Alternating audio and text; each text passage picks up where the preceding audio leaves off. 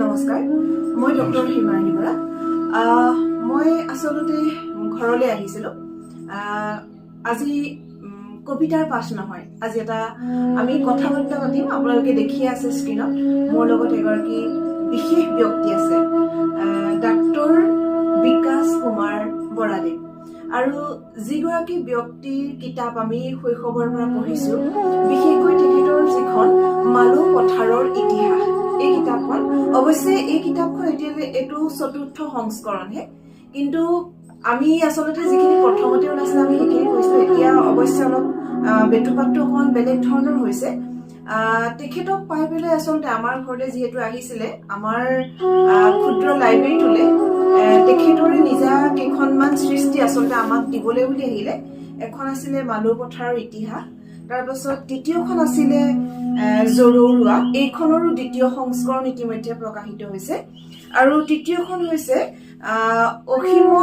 অসীমৰ সীমা বিচাৰি। এই তিনিখন কিতাপ, তেখেতৰ আৰু গ্ৰন্থ আছে। অৱশ্যে আজি আমালৈ এই তিনিখনৰ কপিহে আমালৈ লৈ আহিছে। যিহেতু ভাবিলো তেখেতৰ লগত আমাৰ যেতিয়া ঘৰৰ আমাৰ লাইব্ৰেৰীত কি বুলি কয় ড্ৰয়িং ৰুমত আমি কথা পাতি আছিলো, দেউতা, মই আৰু তেখেতৰ লগত বিভিন্ন ধৰণৰ আমাৰ মাজত কথা বাৰ্তা চলি আছিলে। কথাখিনি শুনি মোৰ ভাল লাগিলে। তেতিয়া মই ভাবিলো যে এনেকে থকাতকৈ যদি আমি তেখেতক লগ পাওঁতেই কথাখিনি ভিডিঅ'ৰ মাধ্যমেৰে আমি সাঁচি ৰাখোঁ, তেতিয়াহ'লে আন 10জন মানুহো উপকৃত হ'ব। আৰু সেই ভাবি আচলতে এই ভিডিঅ'টো প্ৰস্তুত কৰিব ল'লোঁ। আহকচোন আপোনালোকে শেষলৈকে তেখেতক, এই ব্যক্তিজনক আমি জানো কেনেধৰণেনো তেখেতে কিতাপসমূহত কি কৰিছে, বা কেতিয়াৰ পৰা তেখেতে সাহিত্য চৰ্চা কৰিছে, আৰু তেখেতৰ যিহেতু বিজ্ঞানৰ মানুহ, কিন্তু তথাপিও তেখেতে সাহিত্য চৰ্চাৰ লগত কেনেধৰণে জড়িত হৈছে এই কথাখিনি জানিব বিচাৰিম। আৰু তেখেতৰ আমি নজনাকে আৰু কিছুমান কথা থাকিব পাৰে নেকি ক'বলৈ, সেই সম্পৰ্কেও আচলতে জানিবলৈ বিচাৰিম। বাৰু, ধন্যবাদ ডাঙৰীয়াদেৱ। আজি হঠাতে মোৰ অনুৰোধ ৰক্ষা কৰি আপুনি এনেধৰণে আহি পেলাই অকণমান সময় দিয়াৰ কাৰণে, আৰু বহুত বেছি ধন্যবাদ আপোনাৰ এই 3খনকৈ গ্ৰন্থ, মূল্যৱান গ্ৰন্থ। আমি বিশেষকৈ মালৌ পথাৰ ইতিহাস এই গ্ৰন্থখন কৰবাত পঢ়িছোঁ, আৰু বিভিন্ন ব্যক্তিয়ে বিভিন্ন গ্ৰন্থ লিখিবৰ কাৰণে এই গ্ৰন্থখনৰ পৰা আচলতে মানে সহায় লৈছে, বা তেনেধৰণে লেখা মেলা কৰিছে, বা আমিও তেনেধৰণে কেতিয়াবা আমি পঢ়িছোঁ কিবা তথ্য বিচাৰি। গতিকে আমি আপোনাৰ এই কিতাপৰ যাত্ৰাটোৰ সম্পৰ্কে জানিব বিচাৰিম। ধন্যবাদ। মই মালৌ পথাৰৰ ইতিহাসখন আচলতে লিখাৰ কথা ক'বলৈ গ'লে বহুত দিনৰ আগৰ কথা ক'ব লাগিব।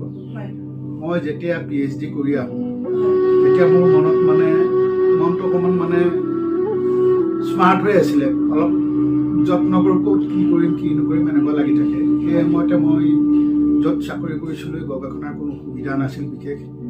ইউনিভাৰ্চিটি এৰাৰ পাছত মই বিজ্ঞান মহাবিদ্যালয়ত কৰিছিলোঁ, তাত বৰ তেনেকুৱা গৱেষণাৰ পৰিৱেশ এটাই নাছিল। গতিকে মই চাকৰিত সোমোৱাৰ পাছত মই ভাবিলোঁ মোৰ ঘৰ মালৌ পথাৰৰ সৰুমৰা গাঁৱত। গতিকে মই তাতে থাকোঁতে সৰুৰ পৰা মই শুনিছিলোঁ বহুত কথা। এইফালে মটকৰ ভেটি বুলি কয়, য'ত অশ্ববোজ মহন্তৰ সত্ৰখন প্ৰথমে আছিলে, তাৰপাছত বৰভেটিৰ কথা শুনো। এইবোৰ শুনোতে মোৰ মনত এটা প্ৰশ্ন জাগিলে। 1997 চনত 97ত হঠাতে প্ৰশ্ন জাগিলে যে ইয়াতনো কি আছে মই চাওঁচোন। এই বুলি মই এটা গৱেষণাৰ মনোবৃত্তি লৈ পেলাই মই গৱেষণাত লাগিলোঁ। মই হিষ্ট্ৰিকেল এণ্ড এণ্টিকুৱেঞ্চ ডিপাৰ্টমেণ্ট গুৱাহাটী, তালৈ গ'লোঁ, সাঁচিপাতৰ কিতাপ চালোঁ। ডিব্ৰুগড় ইউনিভাৰ্চিটি লাইব্ৰেৰী গ'লোঁ, তাতো চালোঁ। গুৱাহাটী ইউনিভাৰ্চিটিও গ'লোঁ তেনেকৈ।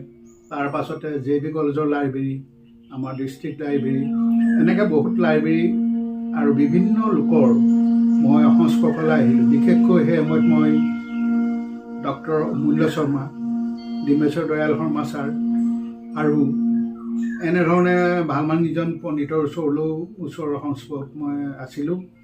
মই অনুসন্ধান কৰোঁতে মই যিহেতু বিজ্ঞানৰ ছাত্ৰ, সেইকাৰণে মই অকল কথাবিলাক বা তথ্যবিলাকৰ ওপৰত ভিত্তি কৰিয়ে মই পুৰণা অকল বৌদ্ধিকীখনৰ ওপৰত অকল ভিত্তি কৰা নাছিলোঁ। মই পুৰণা বয়সস্থ যিবোৰ মানুহ, প্ৰায় এতিয়া হয়তো জীয়াই থকা হ'লে হয়তো 120-30 বছৰমান হ'লহেঁতেন, বা তেনেকুৱা পৰ্যায় পালেগৈহেঁতেন। সেই মানুহখিনিক মই পুৰণা মানুহখিনিক এই বিষয়ে বহুত কথা সুধিছিলোঁ। তেখেতসকলক মই ৰেফাৰেঞ্চত কিতাপত সেইখিনি নাম দিছোঁ। তাৰ পাছতে মই নিজে থল পৰিদৰ্শন কৰিছিলোঁ, থললৈ গৈছিলোঁ। ধৰক বৰবেটীত নিজে গৈ চাইছিলোঁগৈ। তাৰপৰা মই যিখন সত্ৰ আছিল, মোৰ ঘৰ য'ত আছিল অৰিজিনেল, তাৰ ওচৰতে সত্ৰ আছিল, গৰুচৰতে আমি তাত থাকোঁৱেই, সেই মটকৰ ভেটি যিটো। তাৰ পাছতে নিজে গৈ বিভিন্ন ধৰণে মই এবছৰৰ পূৰা দৰমহা, মোৰ চাকৰিৰ প্ৰথম বছৰৰ দৰমহাটো মই অকল এই গৱেষণাতে শেষ কৰিছিলোঁ। গতিকে ঘূৰি পকি এইদৰে লগত মোৰ অৰুণ বৰা শ্ৰীমান অৰুণ বৰাই সহায় কৰিছিলে মোৰ লগত শিক্ষাৰ্থী অহৰহ। পথাৰৰ বোকা পানী খচি ক'ৰবাত প্ৰয়োজন হৈছে খননো চলাইছোঁ কিবা তথ্য জানিবলৈ। গতিকে আমি এইদৰে ঘূৰি পকি তথ্যবোৰ আহৰণ কৰিলোঁ। মালপথাৰ নামকৰণতো বহুত আমি প্ৰথম 3 মাহ মই একো পাত্ৰে পোৱা নাছিলোঁ। তাৰ পাছতেহে মই মালপথাৰ নামটো লৈ বহুধৰণে সুধিলোঁ। শেষত মই এটা সিদ্ধান্তত উপনীত হ'লোঁ, বুৰঞ্জী তথ্যৰ পৰাও। আৰু মই মানে কিছুমান পুৰণা মণিপুৰী মানুহ পালোঁ, যিবোৰ মালপথাৰত সিহঁতৰ বংশ আছিলে অৰিজিনেলি। গতিকে সেইখিনিৰ পৰা মই এনেকৈ আহৰণ কৰি পুংখানুপুংখভাৱে তথ্যবোৰ মই অনুসন্ধান কৰিছিলোঁ, আৰু সত্য যাতে কোনো কাৰণতে বিঘ্নিত নহয়। আৰু মই কোনো পক্ষপাতিত্ব কৰিও লিখা নাছিলোঁ, যিহেতু মই সেই বুৰঞ্জীখন লিখিবলৈ যাওঁতে মোৱামৰীয়া বিদ্ৰোহৰ কথা ওলাইছিলে। গতিকে মোৱামৰীয়া বিদ্ৰোহৰ কথা লিখিবলৈ যাওঁতে মই নিজে মোৱামৰীয়া সম্প্ৰদায়ৰ মানুহ নহয়, বা মই নিৰপেক্ষ দৃষ্টিত চাইছিলোঁ। মই আহোম সম্প্ৰদায়ৰো মানুহ নহয়, মোৱামৰীয়াও নহয়, বা ৰজাঘৰীয়া পক্ষৰো নহয়। আচলতে মোৱামৰীয়াসকলৰ মাজত সকলো জাতিৰ মানুহে আছিল। ব্ৰাহ্মণো আছিল, আহোমো আছিল, কছাৰীও আছিল, চুতীয়া, মৰাণ, বৰাহী আদি কৰি কলিতা সকলো মানুহ আছিল। গতিকে এই বিদ্ৰোহত আচলতে দুভাগ হৈ পেলাই গোসাঁইৰ কাৰণেই হৈছিলে, আৰু অষ্টভুজ মহন্তৰ যিটো সহজ সৰল পন্থা, যিটো ধৰ্মীয় দিশত, সেইটো কাৰণে বিভাগ হৈছিল। তাৰপিছত এইবোৰ বহুত ইফাল সিফাল হ'ল, কি ধৰণে কি হ'ল এইবোৰ তথ্য মই কিতাপখনত লিখিছোঁ। কষ্ট হৈছিলে কিতাপখন লিখোঁতে মোৰ বহুত, কিন্তু মই খুব আনন্দ পাইছিলোঁ এইকাৰণেহে যে মই বহুত তথ্য, নজনা তথ্য উলিয়াই দিলোঁ, যিবোৰ আনকি বিশেষকৈ এই মোৱামৰীয়া বিদ্ৰোহৰ বিষয়ে, উৎপত্তিৰ বিষয়ে, বা মূল যিখন থল, এইবোৰৰ বিষয়ে হেৰিয়াত বহুতো বুৰঞ্জীৰ গৱেষক মানুহে তথ্য পোৱা নাছিলে, সেইখিনি উদ্ধাৰ কৰি দিলোঁ। আৰু আনকি মই ভেটিবিলাক য'ত আছিলে, বৰভেটি য'ত আছিল, বা প্ৰথম সত্ৰখন য'ত আছিল, সেই মাটিৰ দাগ নম্বৰ, পটা নম্বৰ পৰ্যন্ত মই দি দিছিলোঁ। কষ্ট হৈছিলে অলপ, আৰু কিন্তু আনন্দ বেছি পাইছিলোঁ। কেলৈ এই কিতাপখনে মই বুৰঞ্জী কিতাপ ইমান বিক্ৰী হোৱা দেখা নাছিলোঁ। গতিকে এই কিতাপখন এনেধৰণে বিক্ৰী হ'ল যে কিতাপখন চাই মানুহে লৈ যায়, আৰু সেইকাৰণে 4ৰ্থ সংস্কৰণ প্ৰকাশ কৰিব লগা হ'ল। সংস্কৰণ কৰোঁতে মই বৰ বিশেষ সংশোধন কৰা নাই, 2-এটা খুটি নাটি ভুল ইফাল সিফাল থকা শুধৰাই দিছিলোঁ শব্দ, তাৰপৰা অকণমান 2-এটা শব্দ যেনেধৰণে। ইয়াক লৈ কিতাপখন বিতৰ্কও হৈছিলে। জনমভূমিত আমাৰ ডিম্বেশ্বৰ দয়াল সমাচাৰে এটা ভাল গঠনমূলক সমালোচনাও দিছিলে, তেওঁ মোক ভালেই পাইছিলে। 2-এজন অকণমান বিতৰ্ক কৰিছিলে, অলপ ষড়যন্ত্ৰ কৰি পেলাই তেওঁলোকৰ স্বাৰ্থত ক'ৰবাত ব্যাঘাত হৈছিলে। গতিকে সেইকেইজনৰ কথাটো বাদ, পাছত তেওঁলোকক ডিম্বেশ্বৰ দয়াল সমাচাৰে অলপ কঠোৰভাৱে সকিয়নি দিয়াৰ পাছত তেওঁলোক তাপ মাৰি থাকিল। গতিকে মই অমূল্য শৰ্মা, ডিম্বেশ্বৰ দয়াল শৰ্মা ছাৰ, আৰু এনেধৰণে মোক সহায় কৰা যিসকল ব্যক্তি আছিল, ঘনশ্যাম নেওগে মোক কিতাপ দি সহায় কৰিছে, যোৰহাট কলেজৰ প্ৰফেচাৰ আছিল, আৰু সৰ্বানন্দ সিংহ আছিলে, যোৰহাট কলেজৰ ডক্টৰ সৰ্বানন্দ সিংহ বুলি এজন আছিলে, তেওঁ সহায় কৰিছিলে। আৰু এনেধৰণে বহুত ব্যক্তিয়ে মোক বিশেষভাৱে অলপ সহায় কৰিছিলে কিতাপখন। আৰু নক'লে মোৰ ভুল হ'ব যে কিতাপখন প্ৰথম প্ৰকাশত মোৰ দেউতাই মোক বহুত সহায় কৰিছিলে। তেওঁ কোনো প্ৰকাশ কৰিবলৈ সাহস নকৰাৰ কাৰণে তেওঁ পইচা পাতি দি মোক উৎসাহ দিছিলে। আৰু তাতে মই 2জন মালপথাৰ অঞ্চলৰ প্ৰথম শিক্ষাৰ গুৰি ধৰা ব্যক্তি 3জনৰ বিষয়েও দিছোঁ। তেওঁলোকে প্ৰথম জ্ঞানৰ চাকিগছি ইয়াত জ্বলাইছিলে, প্ৰথম গৰুমাত জ্বলাইছিলে। গৰুমাতে যুগল পণ্ডিত বুলি এজন মোৰ ককাৰ মোমায়েক আছিলে, আৰু তাৰ দ্বিতীয় পৰ্যায়ত মোৰ ককা আইতাটো অৰিহণা যোগাইছিলে বাপ্ৰা মাষ্টৰ। তাৰ পাছতে নামৰিত নগানদেৱী ভৰালী হয় এই গৰুমৰা উত্তৰ গৰুমৰাতে প্ৰথম স্কুলখন খুলিছিলে যুগলবন্ধু এইবিলাক তথ্য মই দিছোঁ আৰু অকল মই মোৱামৰীয়া বিদ্ৰোহৰ কথাই দিয়া নাই সকলো দিশ সামৰি বিভিন্ন ঠাইবিলাকৰ কথা সামৰি পেলাই মই লিখিছোঁ ভৌগোলিক অৱস্থানৰ বিষয়েও লিখিছোঁ হয় আৰু ৰজাদিনৰ বৰালিটোৰ বিষয়েও লিখিছোঁ হয় গতিকে এনেকেই মই দিছিলোঁ আৰু প্ৰথম আৰু এজনৰ মই কথা কওঁ তেওঁ হ'ল মানে পূৰ্বশ্ৰী প্ৰেছ বুলি এটা প্ৰেছ আছিলে তাৰ মালিক আছিল শিৱপ্ৰসাদ বৰুৱা হয় তেখেতে মোক সহায় কৰিলে বিশেষকৈ তেওঁ মোক পোনে পোনে প্ৰকাশ কৰোঁতে প্ৰথমবাৰ প্ৰকাশ কৰোঁতে 10,000 টকা এটা পোনে পোনে তেওঁৰ ভাগৰ পৰা ৰেহাই দি মোক ক'লে মই কাগজ আৰু মাত্ৰ চিয়াহী দাম লৈছোঁ গতিকে মই প্ৰকাশ কৰি দিছোঁ এই ক্ষেত্ৰত মই তেখেতৰো নাম ল'ব লগা হ'ল ধন্যবাদ মানে এই কিতাপখন আপোনালোকে পঢ়িব পাৰে আৰু এইখনে সম্ভৱতঃ মালৌ পথাৰক লৈ পেলাই প্ৰথমখন চাগে ইতিহাসমূলক ইতিহাস আৰু অ অসমৰো এটা মানে 1768 খ্ৰীষ্টাব্দৰ পৰা লিখা আছে 1802 চনলৈকে অসমৰ বুৰঞ্জী সোমাই আছে অসম বুৰঞ্জী ইয়াত সোমাই আছে আপোনালোকে এই কিতাপখন পঢ়িব পাৰে আৰু আমি মালৌ পথাৰ আমাৰ ঘৰ ক'ত মালৌ পথাৰ বুলি কোৱাৰ লগে লগে মানুহৰ মনত এটা বেলেগ ধৰণৰ উৎসুকতা আৰু বহুত ধৰণৰ কথা কয় বা মালৌ পথাৰক লৈ পেলাই সেইটো সময় ভোগদৈ নৈক লৈ পেলাই যি ধৰণৰ কবিতা বা তেনেধৰণৰ বস্তুবিলাক আছিলে সেইবিলাক মানুহে কয় আৰু আমিও গৌৰৱেৰে আচলতে ক'ব পাৰোঁ আৰু এই গ্ৰন্থখনত আপোনালোকে আমাৰ এই ঠাইখনৰ উৎপত্তি সম্পৰ্কীয় বিভিন্ন দিশবোৰ আপোনালোকে পাব আৰু আচলতে এখন দলিল এখন বুৰঞ্জী আৰু এই বুৰঞ্জীখন পঢ়াটো মই ভাবোঁ সকলোৱে উচিত বাৰু এইখিনি কথা আমি ইমানতে সামৰিছোঁ যিহেতু আমি খুব কম সময়ৰ কাৰণে হঠাতে মানে আমি লগ হৈছোঁ গতিকে মই ইয়াৰ পাছত আৰু এখন গ্ৰন্থ আছে তেখেতৰ জৰুৰা এইখন গ্ৰন্থও তেখেতৰ খুব বিক্ৰী হৈছে আৰু এইখনৰ সম্পৰ্কে মই জানিব বিচাৰিম জৰুৰা আচলতে কি কেনেধৰণৰ গ্ৰন্থ ইয়াতনো কি বিষয়ে তেখেতে লিখিছে আচলতে জৰুৰা বুলি ক'লে আমি বুজিবলৈ বহুতে টান পায় জৰুৰা প্ৰথম শব্দটো ব্যৱহাৰ কৰিছিলে বুৰঞ্জীত পোৱা যায় যে যেতিয়া মোৱামৰীয়াসকলৰ মাজত এজন আছিলে তেখেতৰ হেৰি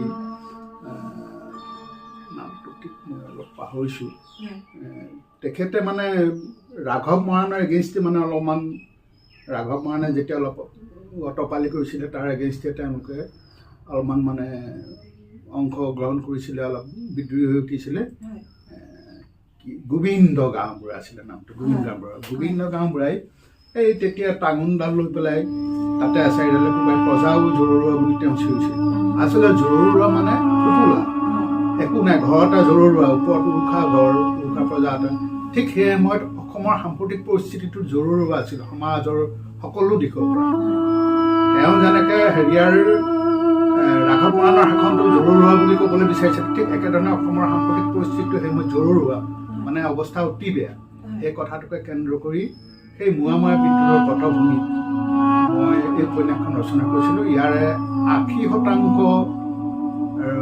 আচল মানে প্ৰকৃত হেৰি যিসকলৰ মই ইয়াত ঘটনাৰ লগত জড়িত যিসকল ব্যক্তি আছে তেওঁলোকৰ 80% সাধাৰণ দুই এজন সৰু সুৰা মানুহৰ কেৰেক্টাৰ মই ইয়াত মানে যোগ দিছোঁ সেইসকলে মোৰ কাল্পনিক অলপ বাকী গোটেইখিনিয়ে আচল আৰু বুৰঞ্জীৰ ওপৰত সম্পূৰ্ণ ভিত্তি কৰি বনোৱা মালৌ পথাৰ ইতিহাসৰ লগত ইয়াৰ সম্পৰ্ক আছে সম্পূৰ্ণ আৰু এই কাহিনীটোৰ লগত জড়িত মোৱামৰীয়া বিদ্ৰোহে নহয় মটৰ প্ৰজা সৰ্বানন্দ সিংহৰ মই আচলতে তেওঁকে আধাৰ লৈ পেলাই তেওঁৰ জীৱনটোকে আধাৰ লৈ পেলাই এইখন ৰচনা কৰা জৰুৰখন গতিকে আপোনালোকে পঢ়ি চাব তাতে আমাৰ আজু ককা আইতাহঁতৰ যিখিনি সংগ্ৰাম আপোনাৰে ককা হওক বা মোৰে ককা হওক যিখিনি যুদ্ধত মানে তেতিয়া সেই সময়ত যুদ্ধত প্ৰায় 8 লাখ 9 লাখ মান মানুহ মৰিছিলে মৃত্যুবৰণ কৰিছিলে 9 লাখ মান অসমীয়াই গতিকে সেই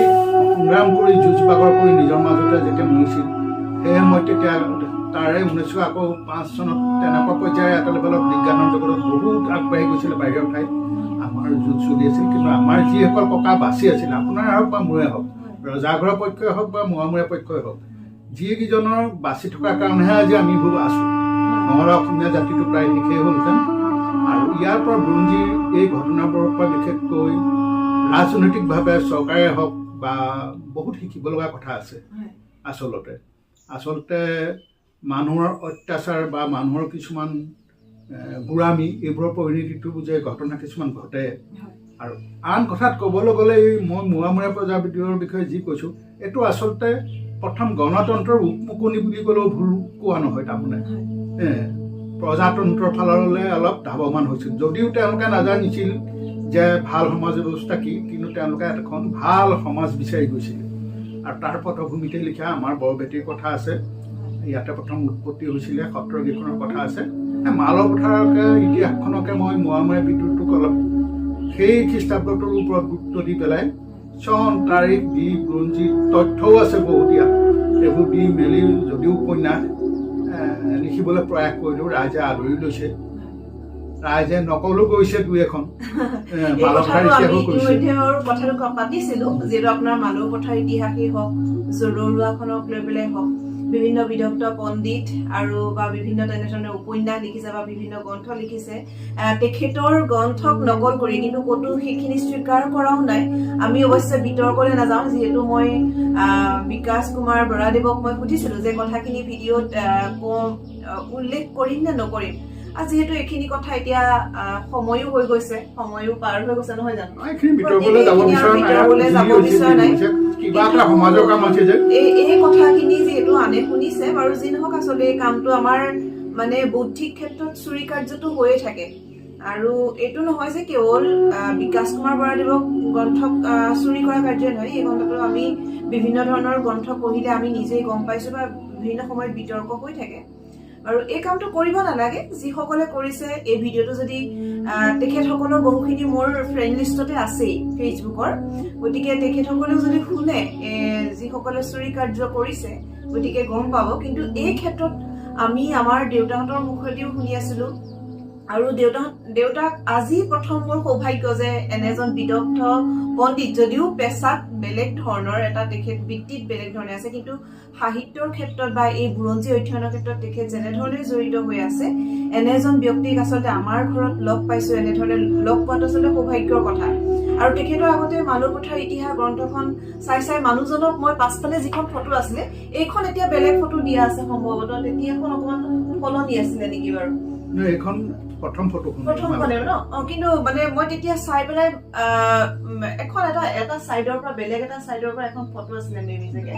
মই সেই ফটোখন চাই পেলাই মানুহজনো কেনেকুৱা হ'ব লগ পাবলৈ মন যায়, কিন্তু কেতিয়াও সৌভাগ্য সেয়া হোৱা নাছিলে। আৰু ময়ো যিহেতু সৰুৰে পৰা পঢ়াৰ ক্ষেত্ৰত বাহিৰে ঘূৰি ফুৰিছিলো, ইয়াত থকাও নহয়, আহিলে এদিন দুদিনৰ কাৰণে অহা হয়। গতিকে আজি আমাৰ কাৰণে বহুত সৌভাগ্যৰ বিষয় যে এখেতক আমি লগ পালো বা ইমানখিনি কথা আমি জানিব পাৰিলো। আৰু ইমানখিনি ধৃষ্টতাও মোৰ নাই যে এনে এজন বিদগ্ধ পণ্ডিতৰ সাক্ষাৎকাৰ ল'বৰ পৰাকে বা কথা সুধিবৰ পৰাকে। তথাপিও মই যিমানখিনি আচলতে তেখেতৰ গ্ৰন্থখিনিৰ বিষয়ে তেখেতৰ মুখেদি যদি আপোনালোকে জানিব পাৰে, তাৰ কাৰণেই এই ব্যৱস্থাটো আচলতে কৰা হ'ল খুব ততাতৈয়াকৈ। এতিয়া আপোনাৰ শেহতীয়া যিখন আপুনি আমালৈ আনিছে, এখন আৰু লিখি আছে, সেইখনৰ বিষয়ে পাতিম বাৰু। কিন্তু অসীমৰ সীমা বিচাৰি বুলি যিখন গ্ৰন্থ, এইখননো কি আচলতে? এইখন মই ভাবিছো উপন্যাসেই চাগে, নহয় জানো? হয়, এইখন উপন্যাসেই। মই পঢ়া নাই যিহেতু, এখেতে লৈ আহিছে, পঢ়িম, এটা কপি মই লৈ যাম। এইখনতনো কি আছে অকমান আপুনি থুলমূলকে ক'ব পাৰিব নেকি? বা আমাৰ এতিয়া পাঠক মানে বা দৰ্শকসকল মানে আচলতে উপকৃত হ'ব। নিশ্চয় মই ক'ম। অসীমৰ সীমা বিচাৰি আচলতে কিতাপখন, উপন্যাসখন মই এদিনত লিখা নহয়। মই ইউনিভাৰ্চিটিত পঢ়ি থকা দিনৰ পৰাই মই প্ৰথম আমাৰ ইউনিভাৰ্চিটিৰ যিবোৰ ইণ্টাৰ হোষ্টেল মানে আন্তঃ যিবোৰ হোষ্টেল আছিলে, সেইবিলাকত মানে ডিব্ৰুগড় ইউনিভাৰ্চিটিৰ কথা কৈছোঁ, সেইবিলাকত এখন কম্পিটিশ্যন হৈছিলে, মানে উপন্যাসৰ বা এনেকুৱা উপন্যাসিকা কম্পিটিশ্যন হৈছিলে। সেই উপন্যাসিকা কম্পিটিশ্যন মই এখন উপন্যাস দিছিলোঁ ওৱান ছিটিঙত বহি। ওৱান ছিটিঙত লিখিছিলোঁ 40 পৃষ্ঠাৰ। গধূলি সময়ত পটকৈ লিখি পেলাই কাৰ্বন দি 3টা কপি বনাই এনেকুৱা মই 2টা ছাবমিট কৰিছিলোঁ। আৰু তেতিয়া মই নাম দিছিলোঁ এখনৰ সমাধি, চৰাইদেউ পাহাৰত বুলি যোৱা কথা আছিল। পাছত মই সেইখিনি লগত সংযোগ কৰি সেইখনে মই 2য় পুৰস্কাৰ পাইছিলোঁ। বাণী সন্মিলন বুলি কয়, ডিব্ৰুগড় ইউনিভাৰ্চিটি গাৰ্লছ হোষ্টেলত পাতিছিলে। তাৰ পাছতে মই সেইখনৰ লগত আৰু মই পাছত লিখিছিলোঁ, মই বিভিন্ন কাৰ্য মানে কৰ্মসূচী লৈ পেলাই ফুৰিবলৈ গৈছিলোঁ। দিবলৈ যাওঁতে বা চাকৰি সংক্ৰান্তত গৈছিলোঁ, ঢকুৱাখানা কলেজত কৰিছিলোঁ আৰু মোৰ মনৰ বহুত ভাৱ কল্পনাৰ লগত যোগ দিওঁ আৰু কিছুমান আচল ঘটনা যেনেকৈ বানপানী বা কিবা কিবি এইবিলাক কথা লৈ পেলাই মই এই উপন্যাসখন লিখিছিলোঁ। লগতে মই লিখিছিলোঁ এখন ভাল সমাজ ব্যৱস্থা বিচাৰি। ইয়াতে মই আমাৰ সশস্ত্ৰ বিপ্লৱৰ কথাও মই লিখিছোঁ বিভিন্ন কাহিনীৰ মাধ্যমেদি। এইবোৰ আচলতে মই যিখিনি পোনে পোনে মোৰ অভিজ্ঞতাবোৰ সংৰক্ষণ কৰি ৰাখি পেলাই মই হেৰি কৰিছিলোঁ, কিন্তু মই এইবিলাক চৰিত্ৰবিলাক কাল্পনিক, তাত লেখক জড়িত নহয়। বহুতে পঢ়োতে ভাবে যে লেখকে জড়িত, আচলতে মই জড়িত মানে মই কথাবোৰ জানিছিলোঁহে বা মই অভিজ্ঞতাহে হৈছিলে। চৰিত্ৰকেইটা যিকেইটা তাৰ যিকেইটা নায়ক নায়িকা এইবোৰ সম্পূৰ্ণ কাল্পনিক আৰু তাৰ মাজত থকা যিখিনি বহুত ঘটনা আচলতে বাস্তৱৰ লগত সম্পৰ্কিত, সেইখিনিৰ লগত জোৰা দি পেলাই এইখিনি মই লিখিছিলোঁ। লিখি এখন উপন্যাসখন উলিয়াইছিলোঁ, এখন ভাল সমাজ ব্যৱস্থা এটা বিচাৰি। আৰু ইয়াতে মই বিজ্ঞানৰ ভগৱান সম্পৰ্কে কিছুমান কথা মোৰ লিখা আছে।